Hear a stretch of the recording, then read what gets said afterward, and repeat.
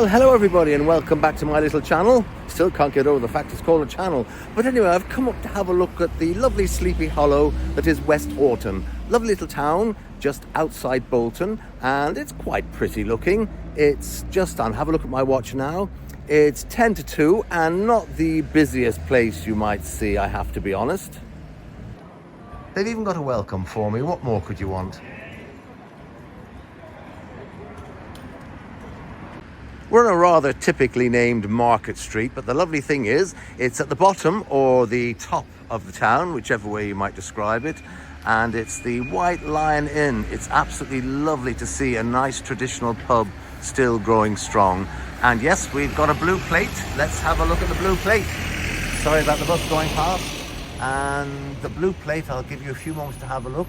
It's talking about loads of things that were smashed, set alight, people hanged, transported to Australia, all the nice, lovely things that you'd expect from, well, you wouldn't really, I suppose, would you? Anyway, enough lingering there. Let's go and have a look up the town and see what we can find.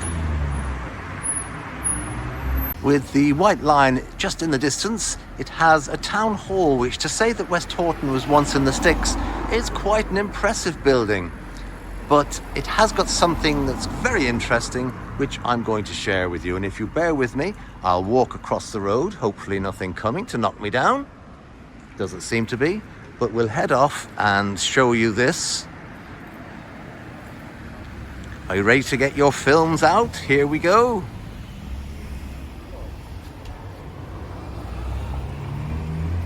Yes, the famous actor Robert Shaw. But not only that, there is another blue plate. It seems to be a town of blue plates to say it's such a small place. A little bit of a history about the town hall.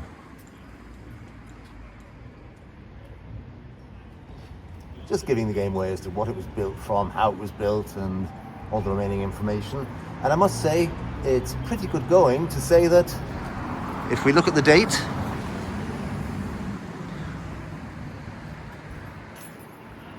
(1903), which I'm fooling you actually, it's not the date. It was built just before 7:05 last night.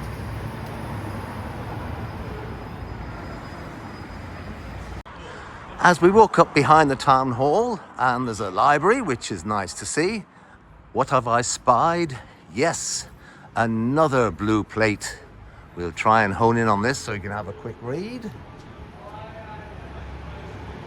And you can't have a town hall and a library if you haven't got an Aldi in the background. It's good to see that they've not just got any old chippy, but they've got the chippy. Not common or garden, the chippy. I have to be honest, I can't get my head round why people have to add a Z to the back of every name instead of an S, but never mind. And there's looking up the further up to Market Street with the parish church in the distance.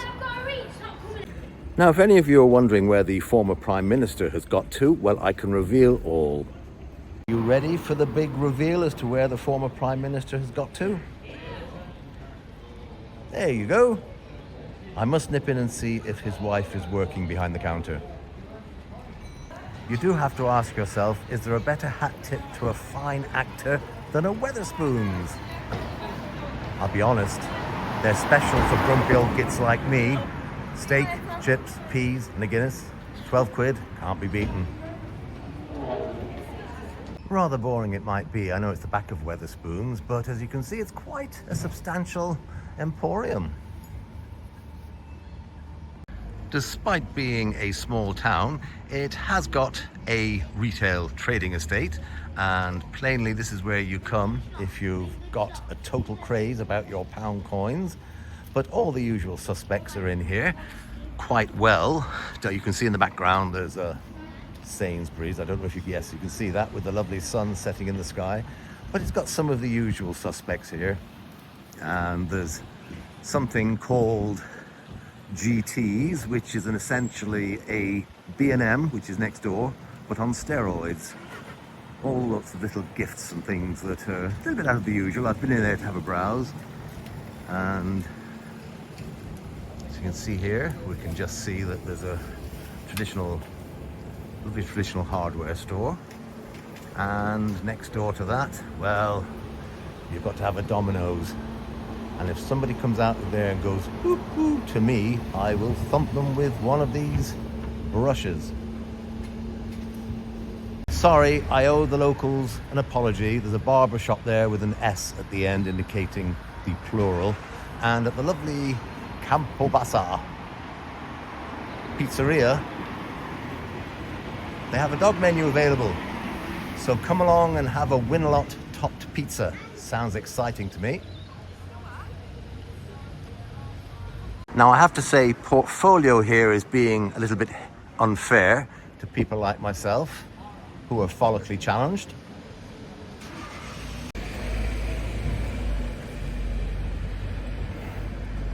Not that I'm wishing to appear anyway too critical, but I think International Store could perhaps improve on its point of sale window display. I might be wrong, I don't know. As you can see, it's not quite as commercially active as, say, the centre of Manchester. There's a stupid comparison if ever there was one.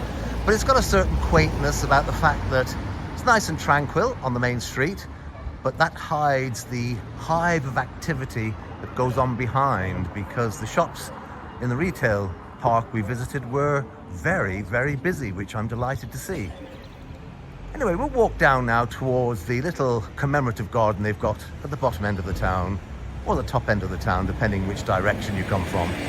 And there's a nice bus just to keep us going. A busy, busy bee bus. I'll take care not to walk into the postbox, unless it's a Doctor Who TARDIS in disguise. Oh, there's twin towers we've got. The Twin Towers of WESTHOUGHTON. And then we've got over there the Balti taste. So if you acquire the Madras taste, I presume you're probably out of luck. Opposite the Balti taste, you can go to school. There we are, that's my type of school. And I must be honest, not a big pub goer myself, but it's just lovely to see that there's another traditional local pub that's still open and serving the public. This little commemorative area, it's called the Ditchfield Gardens. And it's nice, a little bit of information that I won't linger on, because by the time you read that, you'll have given up the will to live.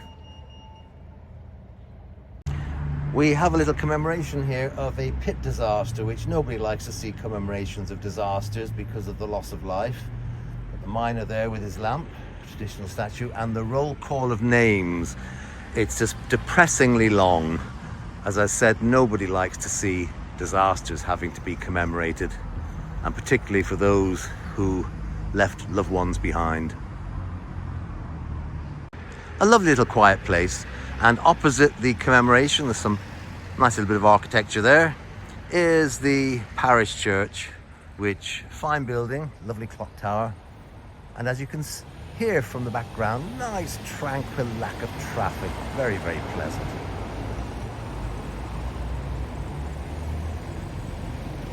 There's a little war commemoration plate here, and it says there but not there, which is a little bit disturbing because it looks like somebody has taken what was there and it's no longer there.